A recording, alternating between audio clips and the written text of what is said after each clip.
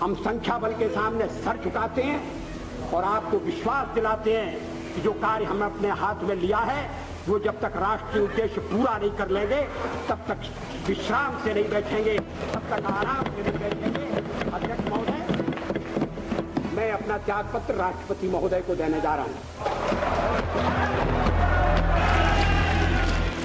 Consequently, the resolution for vote of no confidence against Mr. Imran Khan, the Prime Minister of Islamic Republic of Pakistan, has been passed by a majority of the total membership of the National Assembly.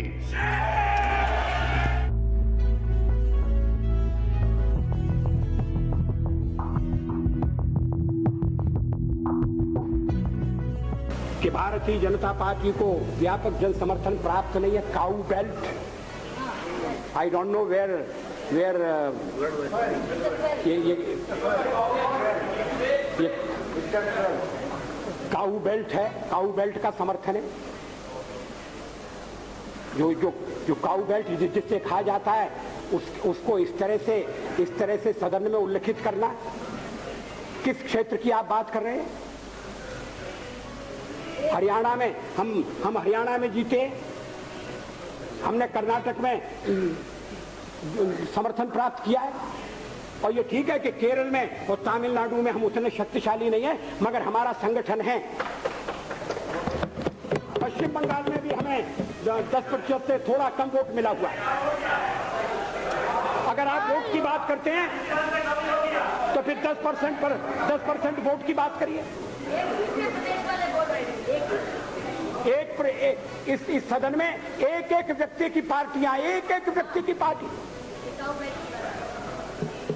और वो हमारे खिलाफ जमघट करके और हमें हटाने का प्रयास कर रहे हैं। उन्हें प्रयास करने का पूरा अधिकार है, मगर है वो एक व्यक्ति की पार्टी। एकला चलो रे,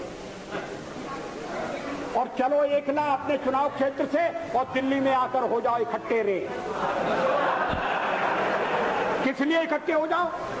देश के भले के लिए। स्वागत है, हम भी अपने ढंग से देश की सेवा कर रहे हैं। और अगर हम देशभक्त न होते और अगर हम निस्वार्थ भाव से राजनीति में अपना स्थान बनाने का प्रयास न करते, और हमारे इन प्रयासों के पीछे 40 साल की साधना है। ये कोई आकस्मिक जनादेश नहीं है, कोई चमत्कार नहीं हुआ है। हमने मेहनत की, हम लोगों में गए, हमने संघर्ष किया है। पार्टी 365 दिन चलने वाली पार्टी है।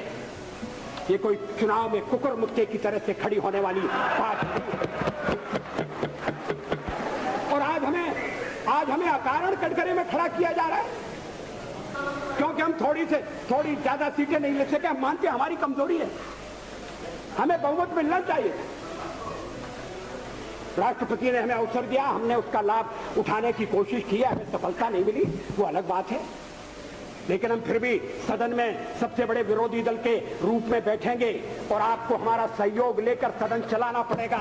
इस बात को मत भूलिए। मगर सदन चलाने में और ठीक तरह से चलाने में हम आपको पूरा सहयोग देंगे, ये आपको आश्वासन देना चाहते हैं। मगर सरकार आप कैसी बनाएंगे, वो सरकार किस कार्यक्रम पर बनेगी, वो सरकार कैसी चलेगी, मैं नहीं जानता।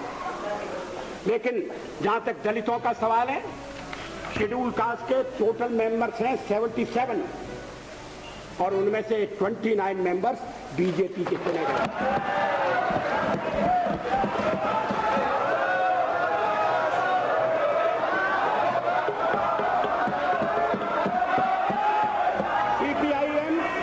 सीपीआईएम के 5 मेंबर हैं, सीपीआई 1 मेंबर है, कांग्रेस 15 मेंबर है, जनता दल 7 मेंबर है और सबसे ज्यादा हमारे मेंबर हैं।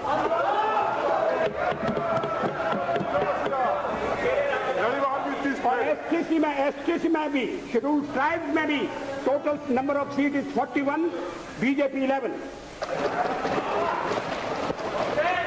हमारा जनाधार नहीं है, हमें लोगों का व्यापक समर्थन प्राप्त नहीं है। अगर आप हमें हमें छोड़कर सत्ता बनाना चाहते हैं और आप समझते हैं कि वो सरकार टिकाऊ होगी, मुझे तो उसके टिकने के लक्षण नहीं दिखाई देते।